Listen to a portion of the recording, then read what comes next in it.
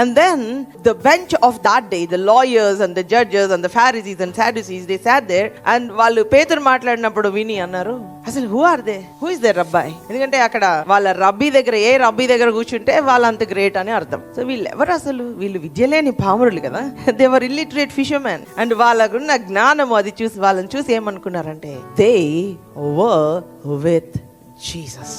Wow, వారు యేసుతో కూడా ఉన్నవారు అని గ్రహించారు. యేసయ్యతో నడుస్తున్న మనము, ఈ లోకము మనలో యేసయ్యని చూడాలి. The people of this world should see Jesus in us. India, America, Singapore, Australia ఎక్కడున్నా, if they can see Jesus in you, you can win, overcome any challenge. యేసుతో కూడా ఉన్నవారు అని గ్రహించారంట.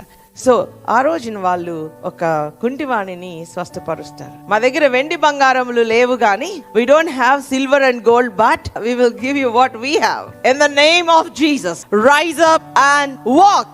Many times we worry about not having silver and gold. అయ్యో వెండి బంగారాలు లేవే. We worry about what we don't have, but we are not aware of what we have. మన దగ్గర ఏముందో మర్చిపోతాం, ఏమి లేదో దాని గురించి ఆలోచిస్తూ ఉంటాం. Today you may not have anything of worldly possessions or wealth or anything, but if you have the power of the Holy Spirit, you can do things that money cannot buy. డబ్బులు కొనలేని మీరు చేయగలరు. Hallelujah.